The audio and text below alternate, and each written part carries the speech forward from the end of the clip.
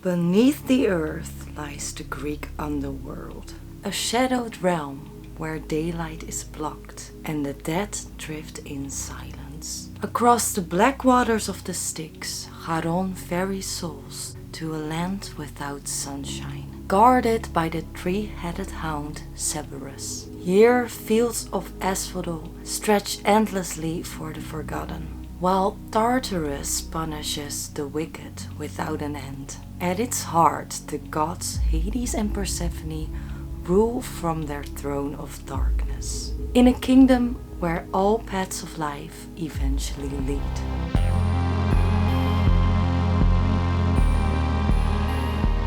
Hi everyone, and welcome back to my fourth video of my spooky season specials. We are almost at the end of this month, so let's talk about what happens at the end of your life. At least according to the Greeks who believed in the Greek gods. And if you know me, you know I am a big geek when it comes to Greek mythology or anything that has to do with the country of Greece. And if you would ask me a question about Greece or the mythology, I can stop talking, so beware. My love for the country and the people and the stories is huge. People always ask me if I can cook Greek food. And I also speak a little bit of Greek. I understand it very well, but speaking is a little bit more difficult. Αλλά θα σταματήσω εδώ, because otherwise you would go all crazy. I know there are many different stories about the underworld and what happens after you die. And it's really impossible to make a video about all of them. But rest assured, because I really love all the mythology when it comes to what happens to you after you die. So I'm probably gonna make a video about all the other mythologies, like the Egyptian one or religious ones, so don't worry, we will talk about that another time. But for now, as you already noticed, we will take a closer look to the stories from Greek mythology and of the underworld, where we will talk about what happens after you die. We will also talk about the heroes who were able to go to the underworld while that was nearly impossible. Some of them tricked the gods and others tried to rescue their loved ones. How is the underworld described and what happens when you get there? And of course, who are the rulers of the underworld and what is their story? Because you probably already know that Hades and Persephone are the king and queen of the underworld, but what is their love story? And of course, much more. It is possible that I mention mythology from other religions or countries, especially Roman myths and legends, because they have a lot in common with the Greek mythology. And also with the Greek myths, it's possible that you've heard another version of it.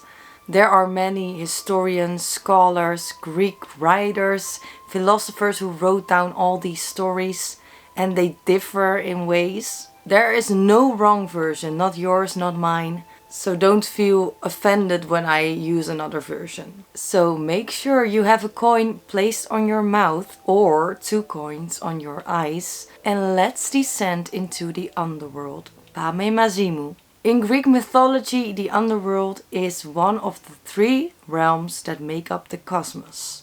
The underworld is also known as Hades.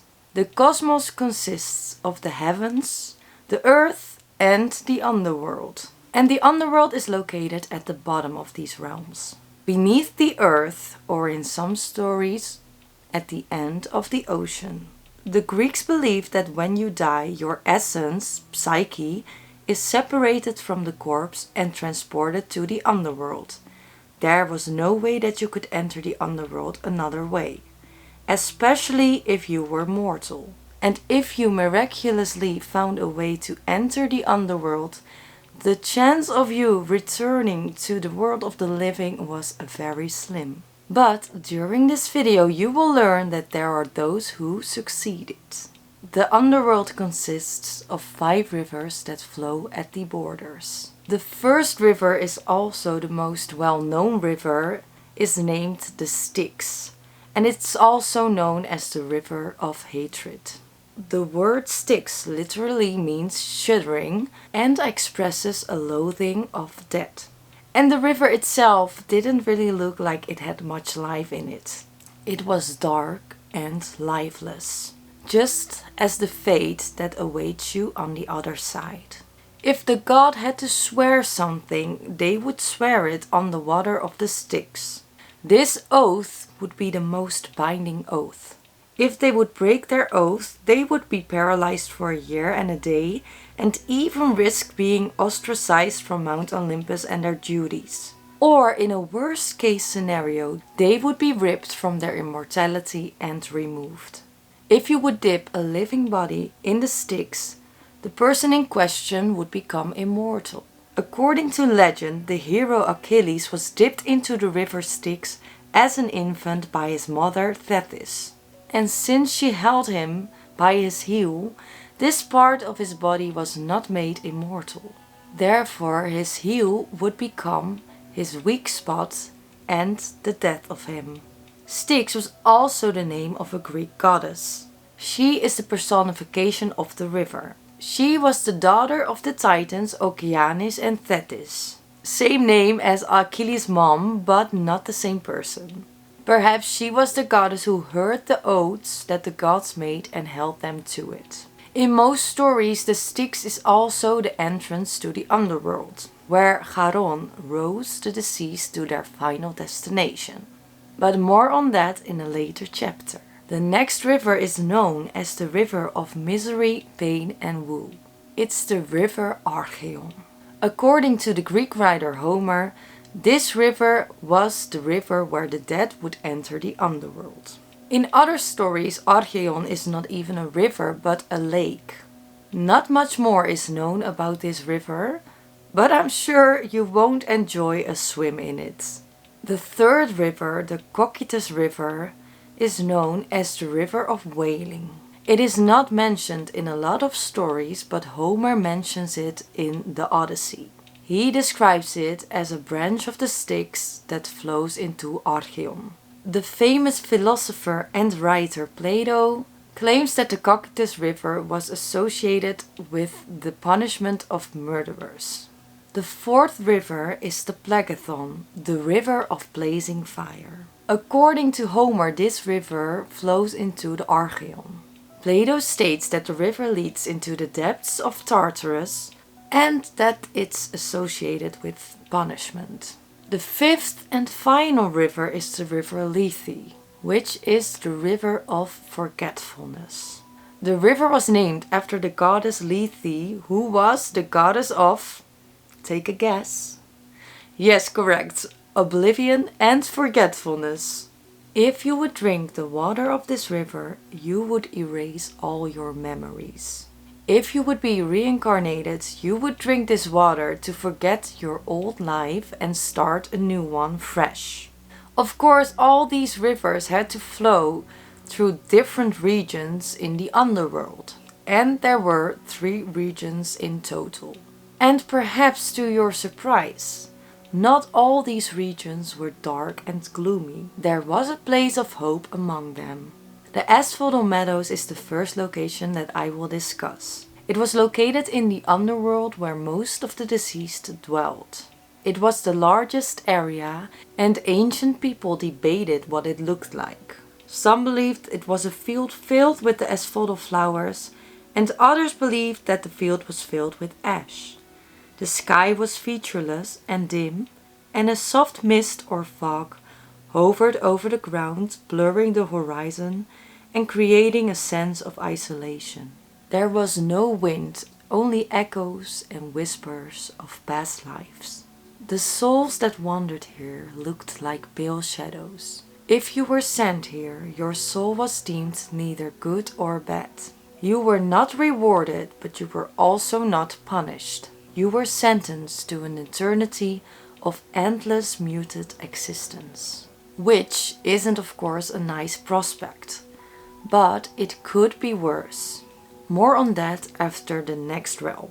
We've talked about very gloomy stuff, so let's focus on something positive. Because there was also, as I mentioned before, a place of hope in the underworld, and this was the Elysium Fields. This place was a place of eternal spring, with flowers, endless meadows, gentle hills, and beautiful golden sunlight. It was filled with eternal bliss and a reward for the heroic and the virtuous. It was located at the edges of the earth, and here the afterlife was the easiest. The air was calm and it smelled like flowers, and the sound of singing birds filled the air. The waters were clear, and the trees even grew fruits and olives. In later stories, the Elysium Fields were also referred to as the Isles of the Blessed or the Fortunate Isles. This would be known as a place of reward where you would go if you were judged to be exceptionally pure. So I guess no one is there. Truly a place of bliss. After this positive realm, we will go to the worst realm. This final region was named Tartarus, the pit of eternal punishment. In some stories, the name Tartarus was used to describe the underworld. But in most stories, the Tartarus is a region in the underworld as far beneath the underworld as earth is beneath the sky. And because it was far beneath the underworld, it was pitch dark, a sunless abyss. Darkness and gloom dominated Tartarus. There was no hope there, only oppressive silence and shadows. The air was thick, heavy and suffocating. Most who dwelt there were being punished. Some famous examples were the Titans, who were locked up in Tartarus after the Olympians defeated them, and Cronus, the father of the Olympians, most notably Zeus, also suffered the same fate. Hope and memories faded, and punishment was endless. If you were sent to an afterlife in Tartarus, there was no escaping.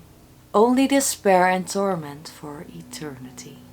The underworld, massive as it was, couldn't rule itself. At first, Cronus, the leader of all the Titans, ruled all the realms. He accomplished this by overthrowing his own father, Uranus, who is known as the Sky, and his mother was also a figure who is important in many mythological stories. His mother was Gaia, also known as Earth. But eventually Cronus was overthrown by his own children, who were some of the gods of Olympia, and eventually they had to divide all the realms. And Zeus was the one who freed all his siblings from his father, so he was the one who had the first choice. He chose to rule over the skies so that he could oversee everything. But I'm sure he also chose the sky so that he could see all the beautiful men and women on earth, because we all know that Zeus was a big playboy. But there are also stories where the three brothers, Zeus, Hades and Poseidon, drew lots to divide the world. Zeus won the sky and heavens, Poseidon would rule the seas, and Hades would become the ruler of the underworld. In many stories it is believed that Hades resented his brothers for getting the underworld, but in truth it simply became his destiny. The earth and Mount Olympus would remain neutral territory, although many gods looked at Zeus for guidance and saw him as the god king. So Hades descended into the underworld and became the king. The underworld under his rule was very ordered but bleak. Things hardly ever changed. Therefore it was a very boring existence. Early myths describe Hades as stern and unyielding. He did his job, but he wasn't fun to be around. He was as silent as the world he lived in. He was just doing his duty every single day. In modern stories and film, Hades almost always hates to rule the underworld. But in Greek myths there's no sign to suggest such a thing. Nor that he liked it, just that he ruled it. Hades was allowed to leave the underworld if he wanted it, but his main duty was to govern the dead and guard the natural order. So therefore he had hardly any reason to leave. If he came to the world of the living, it was always with a good reason, either to grant permissions, make agreements, or fight alongside his siblings on the Mount Olympus.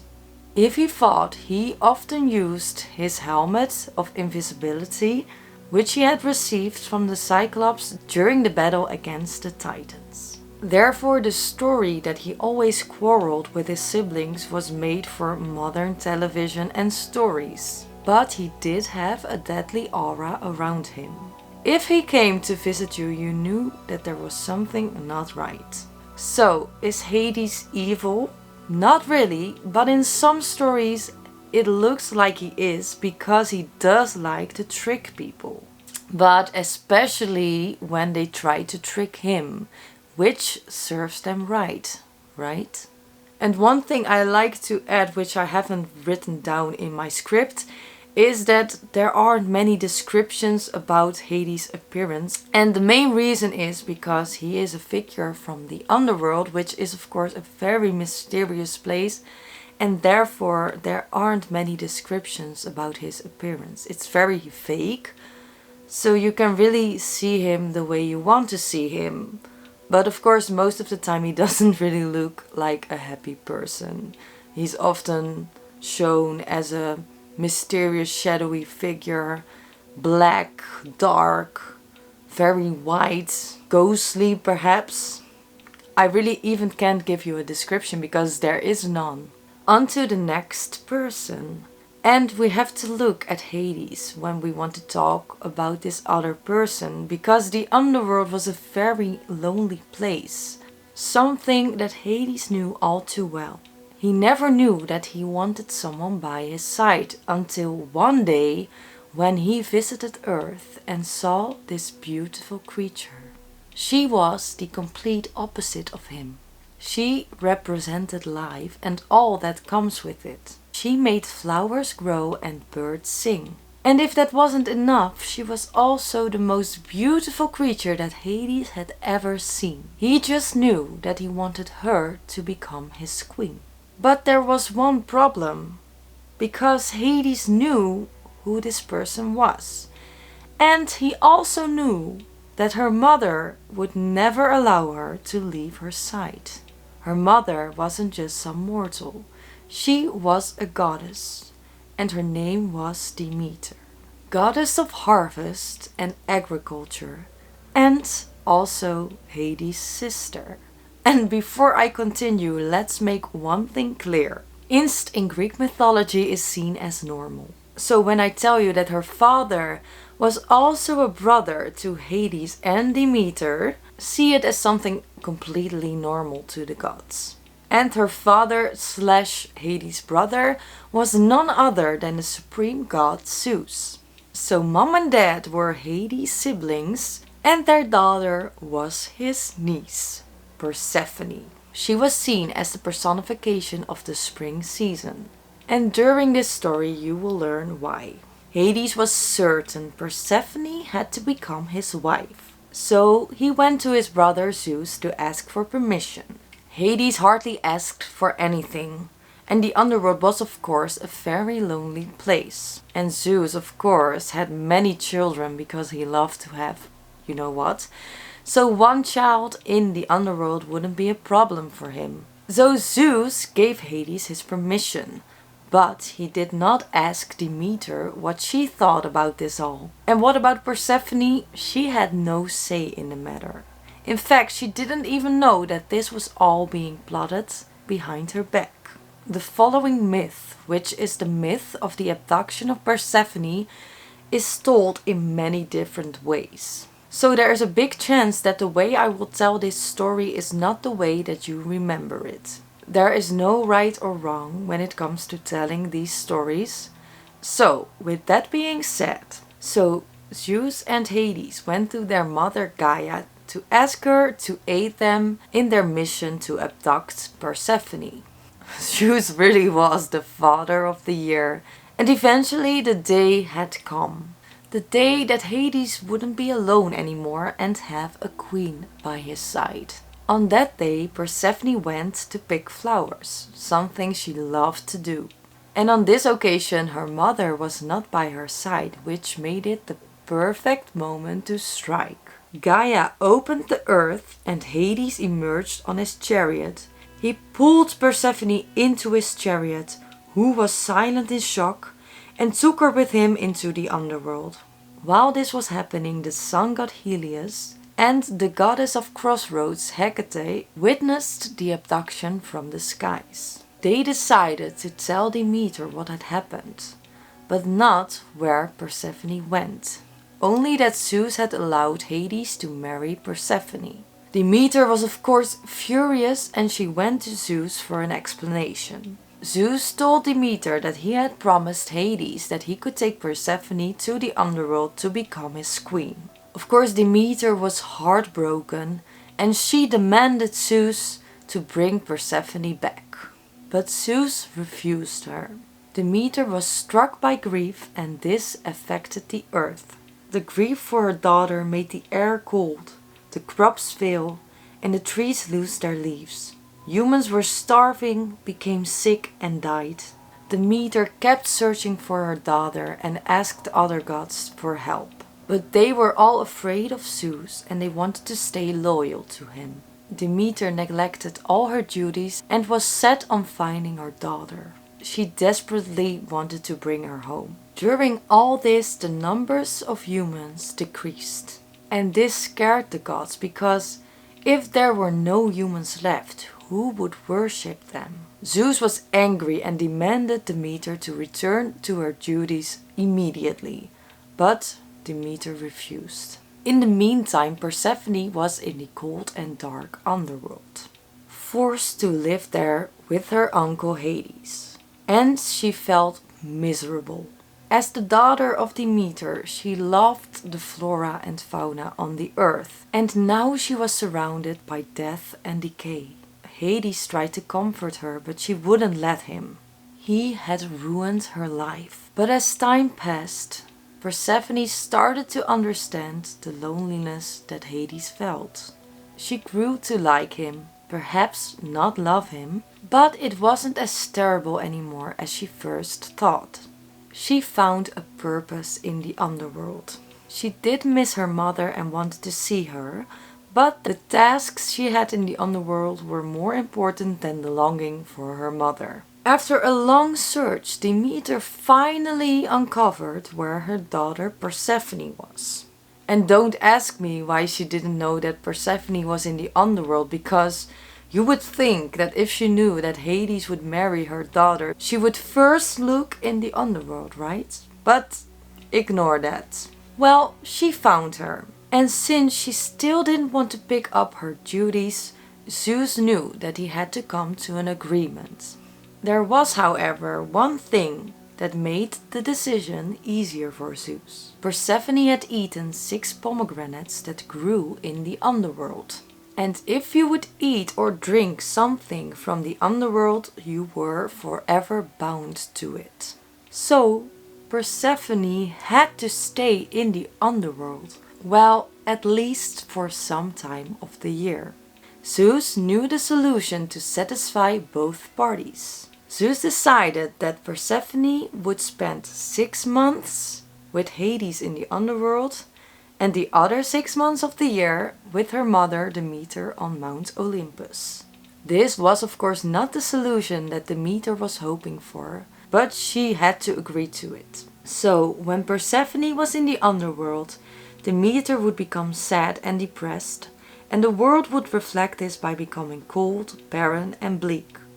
But when Persephone would return to her, everything would bloom and grow again. This would become the explanation for the seasons. 6 months of spring and summer, when Demeter would be reunited with their daughter Persephone, and 6 months of autumn, fall, and winter, where Persephone would return to the underworld as the queen, and Demeter would be all alone again. There are also stories where Persephone wanted to be with Hades. In these stories she fell in love with him, and she ate the pomegranates as an act of rebellion. But stories like this are not mentioned in the ancient myths and legends. These are modernized stories that feed our desire for romantic stories. I must say that I really enjoy the forbidden romance stories and the opposites attract, but these are not correct. Finally, Hades wasn't ruling the underworld alone anymore. He was ruling with his now wife and queen Persephone. Together they got at least 2 children, their son Zagreus and their daughter Melinoe. Zagreus would become the highest god of the underworld, and his sister Melinoe is the bringer of nightmares and madness. And the children gave Persephone another purpose. Persephone and her children brought a rhythm of life into the world of the dead. And Persephone really grew into a role as co-ruler of the underworld. Other gods started to fear her as she held more power than she ever did before. Hades represented the unbending law of death, so if you wanted to accomplish anything in the underworld, you had a better chance with Persephone. Many people believe that Persephone created the Elysium Fields, but they were already there before she came to the underworld. But of course it became her favorite part in the underworld because of the vegetation and life that it represented. And there she could be reminded of her old home and the love she has for her mother. But Hades and Persephone weren't the only rulers of the underworld, although they were the ones on the throne. They needed the help of other keepers, ferrymen and hounds, judges and guides. They all had a task that would hold the realm together. I already mentioned Charon in the beginning of this video. When you read stories about the underworld, he always makes an appearance. Charon was the ferryman of the dead in the underworld. He used a skiff to transport the souls of the deceased over the Ixion or the Styx River, depending on which story you read. He was the child of the deities Nyx, which is the night, and Cerberus, darkness. The god Hermes also had an important task in the underworld, which is often overlooked because he's also the messenger of the gods. He would escort these souls to the banks of the river Styx or the Ixion River. There Charon would wait on a skiff to take the deceased to cross the river, but of course not for free. They had to pay, or else they would wander aimlessly along the banks of the river until they found a way to pay, which was almost impossible. If you had died and you wanted to cross the river, the people who were left behind had to perform the proper burial rites. This included burial with a small coin, which was usually an obol or denake.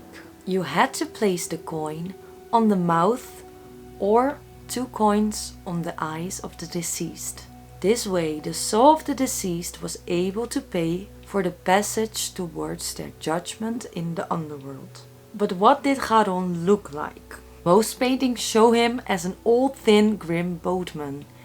He would wear a short tunic, which often included a hood, but there are also versions of him where he looks more like a demon, which is strange because he was not evil but humble. He just did his duties and lived by the rules. He even aided some heroes in their quests. Of course, only if they paid him accordingly. At the gates of the underworld you could find a 3-headed dog. And no, it was not Fluffy from the Harry Potter series, but they share a similar look and a similar purpose. The name of the 3-headed dog was Cerberus, also known as Hades' Hound. He was stationed at the gates of the underworld and guarded it. No soul could leave and no soul could enter. There are, however, heroes that defeated the beast and were able to enter the underworld. Orpheus was able to charm the creature to sleep with his beautiful music. Aeneas used a drug cake to pacify him, and Herakles, also known as Hercules, captured him for his 12th and final labor. And after parading him through Greece, he returned him to Hades. There are stories where Cerberus also grew snakes from his back and that he had a tail of a serpent. But the 3 heads are common in most of the stories. With these 3 heads, he would devour you if you tried to enter or leave the underworld. Your soul would forever be lost, and it would also probably hurt like hell. There are also 3 judges who reside in the underworld. and they would decide which fate would befall you in the underworld. They were all brothers and shared Zeus as their father. The first one was Minos, the former king of Crete and son of Zeus and Europa. He was the chief judge and had the final say in disputes. His word was law. If he didn't agree with the other judges, they had to redo the whole judgment. The next one was Rhadamanthys. He was the full brother of Minos, and he was the king of Crete, before Minos banished him. He ruled wisely while he was alive, and he believed in the justice system. He judged the souls of those from Asia or the Eastern Greek world, and he was also the lord of Elysium, and would decide if the soul was worthy to go to Elysium. The third and final judge was Aeacus. He was the half-brother of the other judges, sharing only the same father. His mother was a nymph named Aegina. He was seen as a mediator because he was always fair. Many gods wanted him to mediate in their disputes. He judged the souls of those from Europe, or he would assist Minos. He also kept the keys of the underworld gates. Of course, Hades and Persephone could have the final vote if they wanted, but since they lived by the rules, they hardly intervened. They trusted the judgment of the judges, and they were right to do so because, unlike in our own world, the judges were always just. Even older than Hades and Persephone themselves were the Furies. They were also known as the Erinyes, the angry ones, the dread spirits of vengeance. In later stories they were known as Eumenides, the kindly ones, and no king or god could command them, no prayer could cast them away. They would haunt the guilty without rest. They were the underworld's oldest law. They were three goddesses who resided in the underworld. Their names were Alecto, who personified endless implacable anger, Megara, who embodied envy and begrudging wrath, and Sisyphone, the avenger of murder. Their appearance was dark. They had hair of serpents or snakes twined into their heads and arms. Their robes were black or blood-stained. In some stories they had wings on their back, or their eyes would drip blood, or they were as red as a fire. They would often carry torches, scourges, or snakes as their weapons. They were half goddesses and half curses, although they looked more like demons than actual goddesses. According to the theology written by Hesiod, they were born from the blood of Uranus when Cronus castrated him. This explains why they were so hateful, because they were born through a hateful act. But they would never punish people who didn't deserve it. They would only punish crimes that destroyed the natural bonds of family and society. Examples are if you murdered someone in your family, or if you betrayed an oath or hospitality. And of course crimes against gods and the sacred order.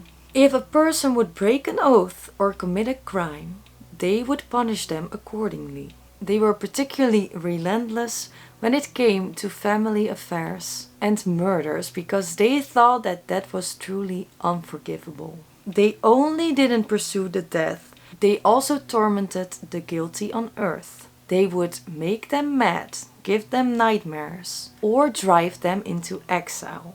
They would also punish the souls of the dead, especially in Tartarus. They carried out punishments, and they acted as avengers of blood. So people thought twice before they would commit a crime. But why were they eventually the kindly ones? First, people were afraid to speak their true names.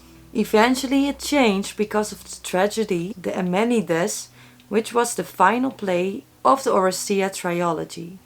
In this story, Orestes kills his mother to avenge his father, which is, of course, a blood crime, and the Furies punish family murder, because it's one of the biggest sins. So they pursue Orestes, and Orestes knew this, so he fled to Delphi and then to Athens where he sought purification. Athena decided to help him and sets up the first jury trial to decide his case, replacing the Furies' endless vengeance with lawful judgment. Athena had the final vote and decided that Orestes was free to go. This angered the Furies. They felt like Athena had undermined them. But Athena was smart, and she was able to persuade them. Instead of destroying everyone, they could protect justice. They were offered shrines and cold honors afterwards. And instead of being the angry ones, they were now forever known as the kindly ones. So these were the most important guardians of the underworld. But what about the inhabitants? Even in that, people were categorized. We have kings, princes, princesses, upper classes, presidents, you name it. They are all very entitled, and then you of course have the ordinary people. Some souls were also entitled to a better treatment. Sometimes because they were already special or godly in their lives, but it was also able to be rewarded if you lived accordingly. The ordinary dead were pale shadows that wandered in Asphodel. Eventually their memories would fade unless they drank from the river Mnemosyne instead of Lethe. But I'm not sure if that's something you would want. Sometimes it's better to forget when you know that you can't change anything about your fate. Then you had Elysiums Chosen. They were originally demigods and heroes, but later the righteous would also be able to get there. These souls were allowed to spend their afterlife in Elysium and had virtuous lives. After a long time in Elysium, you were able to choose if you would be reincarnated, or you could choose to dwell in the Isles of the Blessed forever. Which of course sounds way more interesting to me, especially in the world we live in now. The final category is one that you don't want to be in. It's Tartarus Punished, where you would get the punishment that fitted the crime that you committed.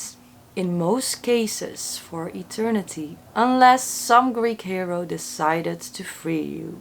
I will give you a few famous examples from Greek mythology. I already mentioned Cronus and the Titans, so I won't include them in this part. The first punished was King Sisyphus. He was cunning and he was able to cheat death not only once but even twice. He was a very bad person. He R-worded and he stole. He treated everyone badly, including his family members. He was so arrogant that he also committed crimes against gods. And he started with Zeus. Aegina, the daughter of the river god Sisyphus, had disappeared. Sisyphus took advantage of this by claiming that he knew where she was. But he would only tell what he knew if the river god would bless his kingdom Corinth with an endless source of fresh water. Sisyphus agreed, and after he created the freshwater source, Sisyphus pointed towards Zeus as Aegina's abductor. This was not even a lie, but it angered Zeus nonetheless. He felt betrayed, and therefore he decided to send Thanatos, the god of death, after Sisyphus. But Sisyphus knew a way to defeat death. He asked Thanatos if he could demonstrate how his handcuffs worked. Thanatos showed it to him, but when he asked Sisyphus to free him, he left the scene. Now death was trapped in heavy chains, which also meant that no one could die. So people were suffering from diseases or injuries and begged for release. But with death being trapped, they were forced to live in agony. Eventually the god Ares was able to free Thanatos, and he brought Sisyphus to him. But Sisyphus had a new plan. He ordered his wife to keep his body above ground when he died. No burial, no rites, no sacrifices to the gods, and no coins for Charon. So when he arrived in the underworld, he directly arrived in the palace halls of Persephone and Hades. He pleaded that there was no place in the underworld for him, and that his wife had neglected all her duties by not performing any funeral rites. He asked the gods if he could get 3 days on the earth, so that he could arrange his own funeral. He said that his wife did not only disrespect him, but also the gods by not doing this. This gave Persephone enough reason to allow him to return to the earth. But of course, after these 3 days were over, Sisyphus, the cunning man he is, didn't want to return to the underworld. Instead, he lived many more years until his old age caused him to die. So even if he had got the years that he had lost, that didn't mean that he was forgiven. When Sisyphus entered the underworld for the second time, Zeus and Hades were waiting for him. They condemned him to eternal punishment in Tartarus.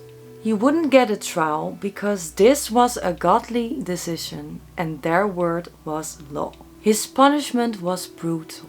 He had to roll a massive boulder up a steep hill. This took him immense power and his muscles strained by every move. His breath wrecked and his desperation was growing each day. And when he finally reached the top, the boulder would slip from his grasp and he had to do it all over again for eternity. Another king that is sent to Tartarus is King Tantalus. He was the king of Sipulis in Lydia and he was also a friend of the gods.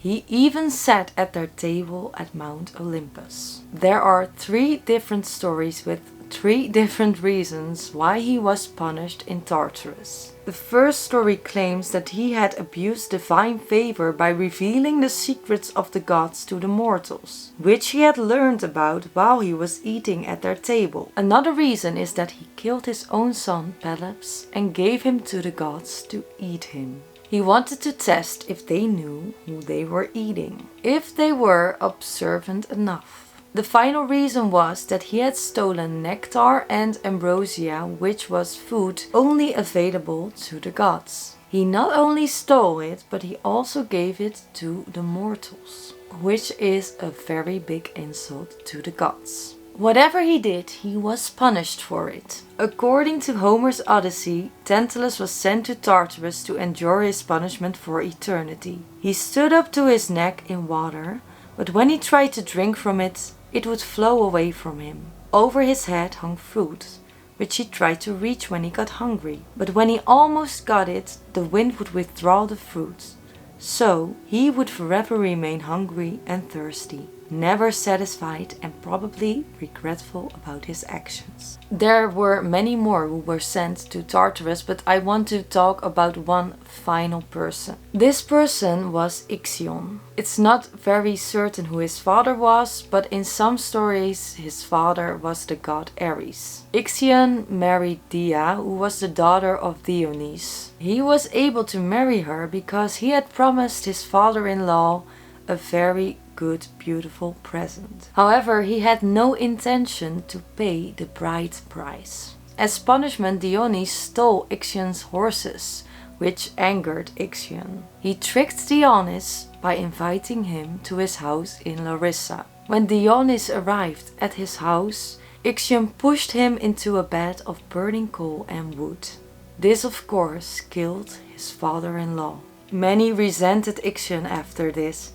He lived as an outlaw and was shunned. Normally, an act like this would cause terrible misfortune. But Zeus took pity on Ixion. He invited him to Mount Olympus and offered him hospitality and friendship. But Ixion was rotten to the core. Nothing could change that. Not even the kindness of the immortals. When Ixion resided on Mount Olympus, he became obsessed with Zeus' wife Hera. And this obsession was very unhealthy. He lusted for her and his behavior was very dangerous and disrespectful. Zeus noticed what was happening and he decided to teach Ixion a lesson. He created a cloud in the shape of Hera, which he named Nephili. Ixion didn't see the deception and he made love to the cloud. This union gave life to the monstrous being Centaurus. For Ixion's arrogance and betrayal, Zeus became furious. He exiled him from Olympus and blasted him with the thunderbolt. After that, he ordered Hermes to bring Ixion to Tartarus and bind him to a winged fiery wheel that would never stop spinning. Because who messes with the gods will pay a high cost. Most of the punishments in Tartarus were linked to the crimes that the person committed. Tartarus served as a high security prison in hell, which was a very unsettling prospect and therefore also a warning to mortals to live a good life, without crime or deception. Few mortals ever set foot in the underworld and returned to the world of the living to tell the tale. But there were heroes who dared to try. They would cross the rivers, walk beneath the gaze of Hades, and eventually emerge again into the sunlight. But who were these heroes? And what are their stories? You might already know some of them, and others are perhaps less known, but their stories are all interesting and entertaining. The first story is the most well-known story when you talk about heroes returning from the underworld. It's a story of Orpheus and Euridice, a very tragic but beautiful story and also one of my favorites. Actually, my ukulele is named Orpheus because of this story. It's inspired and still inspires many writers and artists. It's a story about love and loss, and that you can't defy death forever. The story starts with Orpheus. He is the most gifted musician in all of Greece, if not the world. His mother, most likely Calliope, was one of the muses. She was the goddess of literature, science and art. Stories differ when it comes to his father. Some stories claim that his father was the Thracian king Oeagrus, and other stories consider Orpheus to be the son of Calliope and the god Apollo. Apollo is the god of many things, but most notably of music and prophecy. And since Orpheus was a gifted musician and prophet, many believe that Apollo is the more logical option. Whether Apollo was his father or not, Apollo was the one who had gifted Orpheus his lyre, and his lyre was gold. He also taught Orpheus to play the lyre, although Orpheus was already gifted enough to do it by himself, and he hardly needed aid.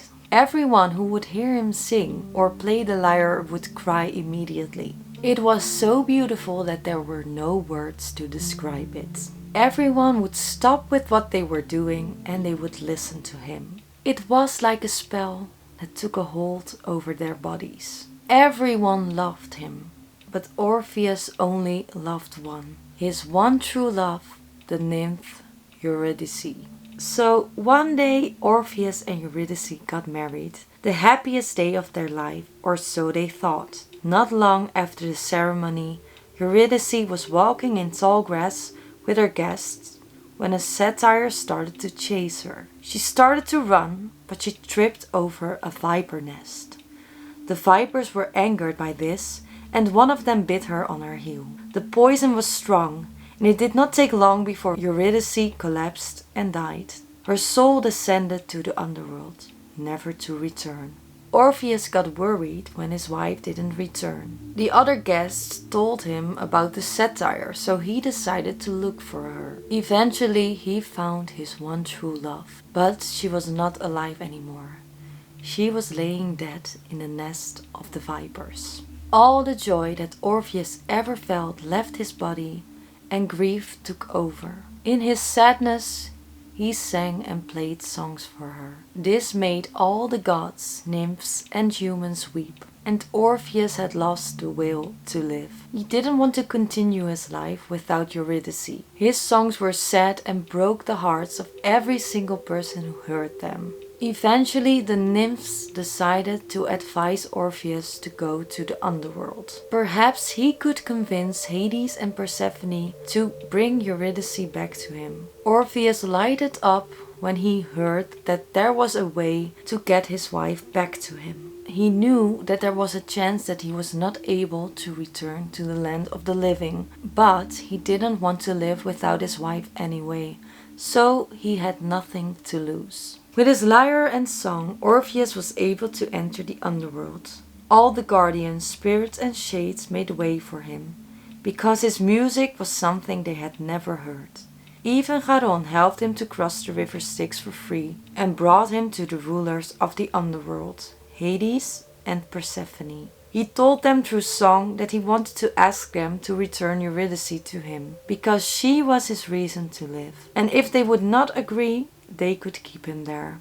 The song was so moving that even the Furies wept. Persephone in particular was very moved by his song and plea. The rulers of the underworld hardly agreed on something, but Hades was also willing to help Orpheus, but on one condition. Orpheus must walk ahead and not look back to see if Euridice was following him. If they would both regain the light of the sun, she would be among the living again. This was a test to see if Orpheus was able to control himself. Orpheus agreed, and Hades granted him passage back to the world of the living. Orpheus started to walk, but he was anxious for a single look. After all, he wasn't sure if Hades was speaking the truth. Perhaps Euridice was never there, and he was tricked by them. But he couldn't risk the chance to lose her again, so he kept walking. Eventually, he noticed that the sunlight was coming from an opening in front of him. He started to walk towards it. He had reached the exit of the underworld. When the sun touched his skin, he turned around, and there she was. Euridice had followed him all the way to the world of the living. Only, her skin was still dark. The sunlight did not touch her yet. Orpheus stretched his arms out to grab her, but before he could grab her, she fell into the darkness. If he just waited a little longer, he could have taken her with him. But now she was lost forever. Heartbroken, Orpheus wandered the world, singing heartbreaking songs. He had lost the will to live all over again. So when the MYHTS, who were female followers of Dionysus, tore him apart, he did not fight them. In some stories he died of grief, so choose which story you prefer. But this was not a sad ending for Orpheus, because in the underworld he was finally reunited with his love Eurydice. And it is said that their ghosts still wander there, holding hands, still in love and together forever. Another hero that descends into the underworld and was able to return was the hero Herakles, who you would also know as Hercules. He was the son of Zeus and a mortal woman named Alcmene. Hera, goddess and wife of Zeus, despised him because he was the result of Zeus' unfaithfulness, something that wasn't uncommon. But for some reason she hated Herakles the most. She tried to kill him when he was a baby by sending 2 snakes into his cradle. But Herakles was able to defeat them, even as a little baby. She did everything throughout the years to ruin his life.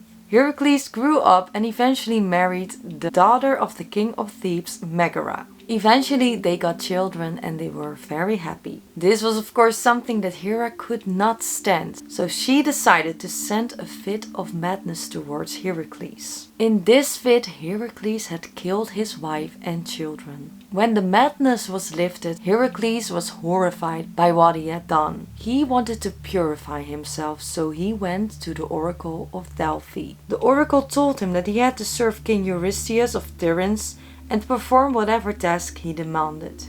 If he would succeed, he would be purified. The king gave him many labors, 12 in total. I won't cover them all because that would take too long. But the final labor was the one that took him to the underworld. He was ordered to capture the 3-headed guard dog Cerberus and bring him to the king. Herakles couldn't just simply walk into the underworld, but he knew what he had to do. He traveled to Elysium, where the Elysium mysteries were located, and this was a cult of Demeter and Persephone, and they were able to grant you passage to the underworld with the help of divine beings. Herakles was initiated, and with the guidance of Athena and Hermes, he was able to enter the underworld. First, Herakles encountered the hero Theseus and his friend Pirithous, who were imprisoned by Hades because they tried to kidnap Persephone. I mentioned this story in my video of Helen of Troy. They were both trapped in the chairs of forgetfulness. Herakles decided to free them. First, he freed Theseus. But when he tried to free Pirithous, an earthquake started and that made it impossible to free him. Pirithous was the one who wanted to steal Persephone, so perhaps that's why he was not allowed to walk away freely. he would be trapped in the underworld forever. In the underworld, Herakles came across Hades, and instead of stealing Cerberus, he asked Hades if he could bring Cerberus to the world of the living. Hades agreed, but only if Herakles was able to subdue the beast without weapons. Herakles agreed and confronted Cerberus at the gates of the underworld. He wore the skin of the Nemean lion, who he had defeated for another labor, which gave him some protection. He wrestled with the beast and got him to submit. Then he swung Cerberus over his shoulder and carried him up to the world of the living. When he brought Cerberus to King Eurystheus, the king was terrified. He ordered him to return the beast at once. So Herakles brought Cerberus back to the underworld, unharmed and ready to continue his duty. Herakles had completed all his labors and he was finally purified. The final hero I want to discuss who came back from the underworld was Odysseus, the hero from the Iliad and the Odyssey. Just a man who is trying to go home after the Trojan War. But it would take him 20 long years before he was finally reunited with his wife Penelope and his son Telemachus. He had many battles ahead and many sacrifices to make. Odysseus' story is super long, so I won't delve into everything. As you might know, there are many books where his story is told. The one thing you need to know is that Odysseus went to the sorceress Circe to free his men, who she had turned into pigs when they ate at her home. Eventually, after some interference of Hermes and much more, she grew to like Odysseus. In some stories they even had a romantic time together and she became pregnant. But that's not relevant to this story. Odysseus didn't know the way back to his island Ithaca. Circe told him that he first needed to consult the dead prophet Tiresias to find the answers he seeks. Tiresias would know how Odysseus would get home safely and appease the god Poseidon, who was very angry at Odysseus for blinding his Cyclops son. So Odysseus left the island with his crew and sailed to the land of the Cimmerians, a dark, misty region at the edge of the world. There he dug a trench and made offerings of honey, milk, wine, water, and barley. He also sacrificed animals so that the spirits of the dead could drink their blood and speak to them. After this, everything turned dark, and Odysseus and his crew were suddenly in the underworld.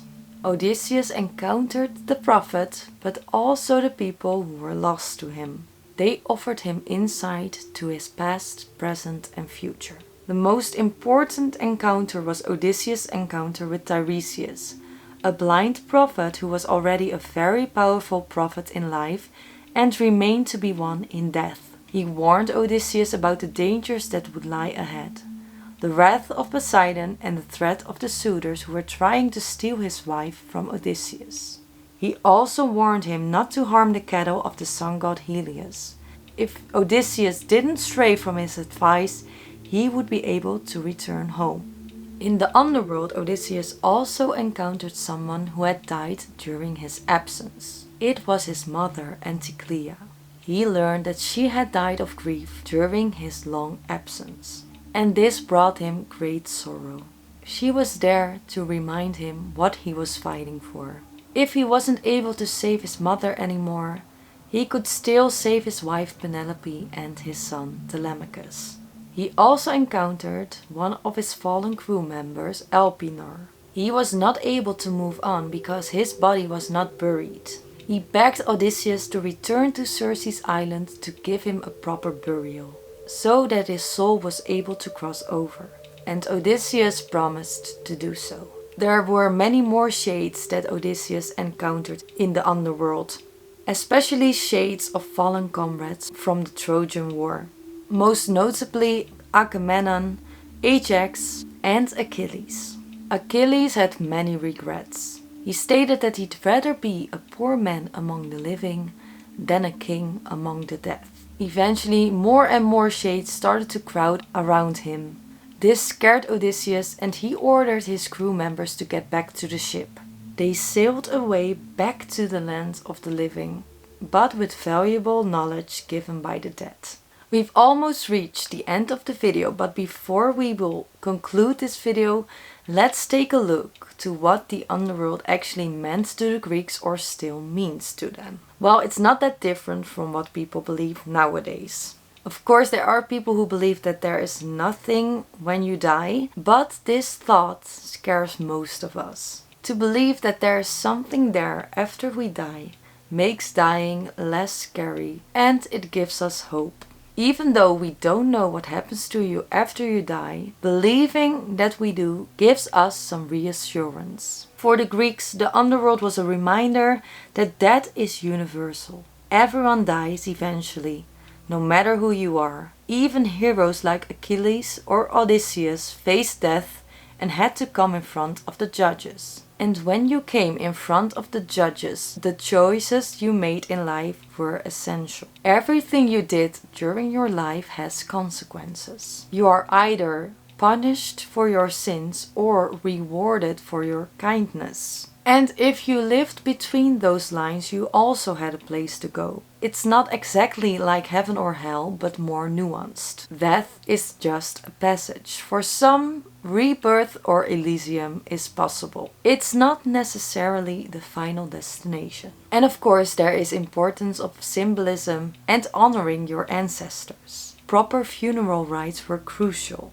As you remember, an unburied soul would become restless and lost forever. Therefore, it was very important to honor the ones who had died. The living were responsible for respecting and remembering the dead. This created a social and religious order, and it also gave the living a purpose. This way, they could ensure that the one they loved could find peace in the underworld. After they ensured that, they could start mourning and remembering their loved ones, and live their lives until death would come for them and reunite them with their loved ones in the underworld. So to conclude this video, the Greek underworld is not only a place of darkness and misery.